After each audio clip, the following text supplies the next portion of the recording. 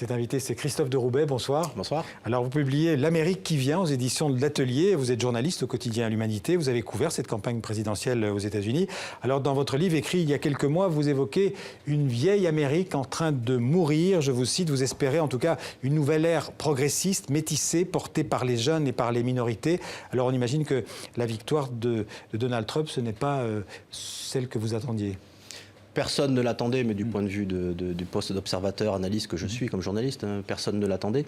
Et surtout, je crois que personne n'attendait, quand on pose la question, mais pourquoi vous n'avez rien vu venir C'est ce que j'allais vous demander. Bon, ben voilà, donc bonne question, j'essaye de répondre. On n'a rien vu venir du côté de Donald Trump, parce qu'il n'y a rien à voir venir du côté de Donald Trump d'une certaine façon, je suis un peu provocateur. Donald Trump a recueilli 62 millions d'électeurs, soit le score des candidats républicains depuis George Bush en 2004. C'est-à-dire il a fait le plein des voix du Parti républicain. Il y a une petite recomposition de son électorat à la marge, c'est-à-dire il a perdu un peu des diplômés, un petit peu, pas partout, et il a gagné un peu ce qu'on appelle les petits blancs, expression que je n'aime pas, mais enfin bon, disons les moins diplômés. La classe moyenne blanche, on va dire. La classe moyenne blanche qui craint le déclassement.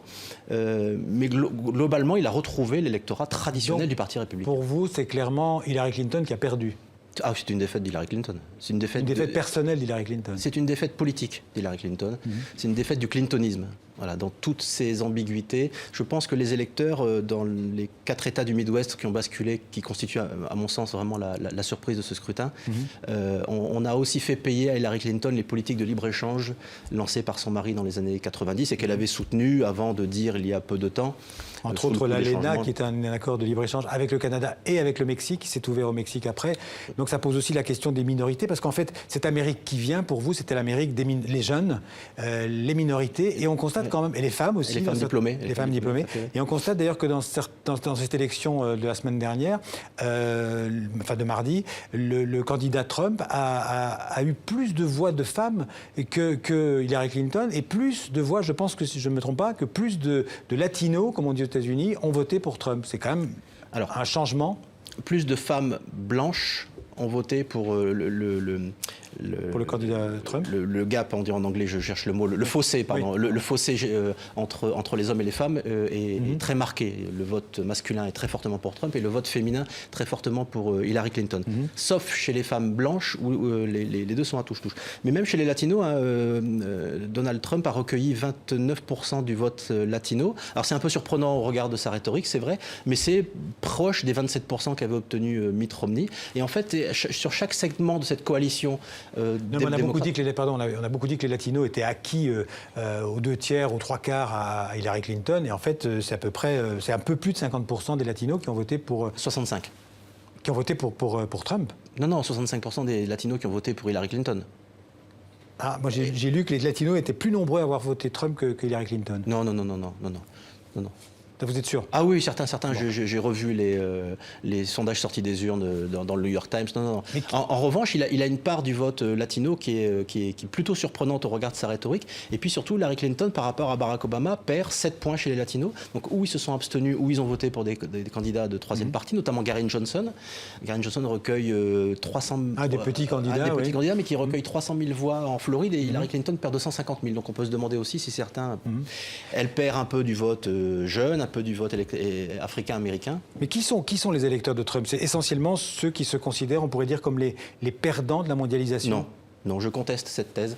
Pour moi, l'électeur central de Donald Trump est un blanc de plus de 50 ans, bien installé dans la vie financièrement, il est propriétaire, il se porte mieux que la moyenne des Américains. Son revenu moyen est supérieur au revenu moyen des Américains, il s'établit à $70 000 contre $50 000. Voilà. Après, à la marge, autour de ça, il y a eu un mouvement, c'est vrai, dans les États du Midwest, de blancs américains, ouvriers, salariés, qui sont victimes de la mondialisation, donc qui ont peur du déclassement et qui, pour partie, Hillary Clinton, dans ces 4 États, perd 1 million de voix. Donald Trump en gagne 600 000. Donc il y a une sorte de moitié-moitié. Moitié sont allés vers Donald Trump et la moitié se sont abstenus. Et beaucoup de ces perdants de la mondialisation, peut-être, se sont abstenus, n'auraient pas été votés. Oui, il y a un très fort taux d'abstention, et immense taux d'abstention. Alors, on ne refait pas l'histoire, mais pour vous, face à Trump, le candidat indépendant qui se présentait comme un socialiste américain, Bernie Sanders, aurait pu l'emporter face à Trump? Je serais... En tout cas, c'est la coalition que vous auriez souhaité c'est la coalition, en tout cas c'est la coalition qui s'est dessinée pendant les primaires et c'est en ce moment aux États-Unis il y a beaucoup d'articles là-dessus, on peut pas savoir par définition. En tout cas, ce que je constate, c'est que les 4 États qui ont basculé, vraiment les 4 États qui ont fait la différence, c'est pas tellement la Floride, la Caroline du Nord, ce sont ces 4 États, Ohio, Pennsylvanie, Michigan, Wisconsin. C'est ça qui a fait la bascule. Dans ces 4 États, Bernie Sanders avait réalisé de très bons scores. Il avait remporté 2 des États à la surprise générale, le Michigan et le Wisconsin. Et je constate que dans le Wisconsin, qui est l'État peut-être le plus improbable, Hillary Clinton n'a pas mis les pieds depuis le juillet, depuis la fin de la Convention démocrate, alors que c'est un État qui était certes donné comme acquis aux démocrates, mais où il y avait un poste de sénateur à obtenir face aux républicains. Le candidat était un proche de Bernie Sanders et par petit calcul politicien, Hillary Clinton ne s'est pas rendue dans cet État pour gagner l'État. Et à force de ne pas aller voir les électeurs, peut-être qu'au bout d'un moment, les électeurs se disent si tu n'as rien à nous dire, mais nous non plus on n'a rien à te dire et donc on s'abstient. Alors vous venez de citer 4 États, il y en a d'autres aussi, ceux que vous évoquez dans votre livre, c'est ceux du sud des États-Unis qui étaient abandonnés par les démocrates pour devenir ce que vous appelez la digue rouge. Alors c'est pas les rouges, les socialistes, c'est plutôt la digue rouge, la couleur du parti républicain aux États-Unis. Oui. C'est un phénomène assez nouveau, ça. Depuis la signature de la loi sur les droits civiques par les démocrates, ce sont plutôt les électeurs du Sud qui ont abandonné le Parti démocrate pour rejoindre le Parti républicain. Et alors, cette élection a été à la fois un référendum sur la mondialisation, dont on a vu les résultats dans le Midwest, et aussi un référendum sur les changements démographiques. Et Donald Trump creuse un écart historique dans le Sud. Il gagne 3 millions de voix encore par rapport à Mitt Romney. C'est-à-dire qu'il n'en gagne que 600 000 dans le Midwest, où il y a la classe ouvrière blanche qu'on dit déclassée. Il en gagne 3 millions dans des États où le dynamisme économique est au rendez-vous, où les industries quittent souvent le Nord-Est pour venir dans le Sud, et où là, c'est la peur de la diversité, clairement, qui a fait voter pour Donald Trump en masse. Et ça, c'est un chapitre essentiel de votre bouquin, L'Amérique qui vient, c'est cette révolution démographique qui est en cours. Ça ne date pas d'hier, mais ça s'accélère. C'est-à-dire le grossissement en fait des latinos, des hispaniques qui sont aujourd'hui, qui ont dépassé depuis quelques années les noirs et qui, on peut dire, je crois que les blancs seront minoritaires en 2050, quelque chose comme ça. Entre 2040 et 2050. Oui, d'une certaine façon, le vote et le soutien d'une grande partie de la population blanche à Donald Trump, c'est une sorte de... Comment dire, c'est une sorte de révolte contre l'avenir, parce que de toute façon, cet avenir, démographiquement, il est là. Et politiquement, j'ajoute un élément. L'Amérique qui vient ne s'est pas retrouvée dans Hillary Clinton, mais elle s'est exprimée dans les référendums locaux, où partout la question était posée, le SMIC a été augmenté. Oui, parce qu'il faut rappeler qu'en plus de l'élection présidentielle, il y avait les élections sénatoriales et une partie du Sénat et la Chambre des représentants, et plus aussi toute une série de référendums locaux. Voilà, et donc là où la question était posée, le SMIC a été augmenté de 50 à 75%, y compris dans des États républicains comme l'Arizona.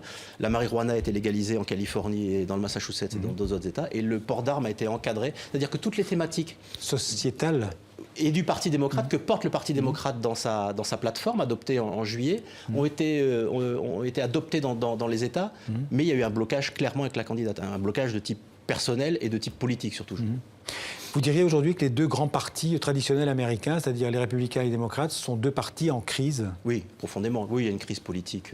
Il y a une crise de la démocratie, puisque, on le sait, Hillary Clinton est majoritaire. C'est le système des grands électeurs qui veut ça. Mais il y a une crise de représentation politique évidente. Les 2 grands partis. Il faut rappeler qu'au niveau global, si on totalise toutes les voix obtenues par Hillary Clinton et Donald Trump, elle bat en fait de 250 000 électeurs, quelque chose comme ça. 300 000 voix. Mais comme c'est le système des États qui prime, les grands électeurs par État, elle est battue. Oui, et pour l'anecdote, à chaque fois qu'un candidat se retrouve dans cette situation, à chaque fois il est démocrate. Hillary Clinton, Al Gore et même au 19e siècle, c'était des candidats des démocrates. Et donc cette crise des 2 grands partis cette crise des 2 grands partis est absolument évidente. Absolument évidente. Parce que Donald Trump a réalisé une OPA hostile sur le Parti républicain qui va s'infiltrer d'une façon ou d'une autre dans le nouveau cabinet de... Profiter de sa victoire? Oui, ils vont profiter de sa victoire, puis ils vont y aller d'ailleurs. Je vois que dans les discussions et négociations autour du cabinet, quelques électeurs qui doivent se sentir, Donald Trump, qui doivent se sentir mal à l'aise un peu ce matin, puisqu'on voit autour de la table des lobbyistes. On ne sait pas si le secrétaire d'État au Trésor sera de JP Morgan ou de Goldman Sachs, pour quelqu'un qui a fait toute sa campagne sur le petit peuple. Bon, voilà. Et le Parti démocrate aussi, évidemment, parce que beaucoup de stratèges considèrent qu'au regard des changements démographiques, c'était une élection qui était imperdable, et elle a été perdue. On peut dire aussi que c'est un pays plus divisé que jamais, les États-Unis. On peut s'attendre à des tensions d'ailleurs assez fortes avec un président assez imprévisible. Je lisais racial et social. Avant de rentrer sur ce plateau un article du New York Times qui notait une recrudescence des actes de haine raciale sur les campus américains. Voilà. Donc c'est un pays qui est profondément divisé. Je pense qu'il n'a jamais été autant divisé depuis la guerre de sécession. Il l'est principalement, de nouveau, je trouve, sur cette question raciale qui est le péché originel des États-Unis, qui fondent la Première République inspirée des Lumières, mais la Première République aussi esclavagiste. Et donc on est toujours dans cette centralité ethno-raciale avec le refus de la population blanche de se voir, pense-t-elle, dépossédée de son pays par des minorités qui grandissent, asiatiques. Et elle peut se sentir renforcée par la victoire de Trump, évidemment. Totalement. La victoire de Donald Trump, c'est sa victoire. C'est sa victoire contre l'avenir, c'est sa victoire contre l'histoire. Donc ça pourrait justifier éventuellement, entre guillemets, des actes... Ça peut expliquer. Bien sûr. Oui, justifié de leur point de vue, évidemment. Oui. Alors que ce soit en politique intérieure et notamment économique ou en politique étrangère, le président Trump, il vous fait peur ? Écoutez, si vous suivez son programme, il y a de quoi avoir peur, hein, entre la construction d'un mur entre le Mexique et les États-Unis, l'interdiction d'entrer sur le sol des musulmans, plus toutes les autres. Voilà. Oui, bien sûr, c'est la présidence. Alors, elle est à la fois prévisible et imprévisible. Prévisible parce qu'il a un corpus qui est très déterminé, qu'on connaît. Et puis, il est aussi imprévisible, c'est-à-dire que ça peut encore être pire que ce qu'il a dit. Donc vraiment une grande incertitude. Oui. Dernière question, Christophe de Roubaix. Cette victoire de Trump, vous pensez qu'elle aura des conséquences sur les élections en France et notamment sur la présidentielle qui s'annonce ? Oui, je vois que tout le monde essaye de tirer la couverture à lui. Marine Le Pen dit c'est la preuve que. Je vois, moi, deux leçons. C'est d'abord qu'il faut mener la bataille des idées. Hillary Clinton n'a pas mené la bataille des idées. Donald Trump, de son point de vue, l'a menée. Et d'un certain point de vue, l'a remportée, même si ce n'est pas un raz-de-marée, ce n'est pas massif. Donc il faut mener la bataille des idées. Et puis, il faut se donner des candidats en concordance avec ces idées. Merci beaucoup, Christophe de Roubaix, pour comprendre cette Amérique qui vient et cette Amérique qui est là depuis la victoire de Trump. Je renvoie à votre livre, donc aux éditions de l'Atelier. Merci beaucoup. Merci.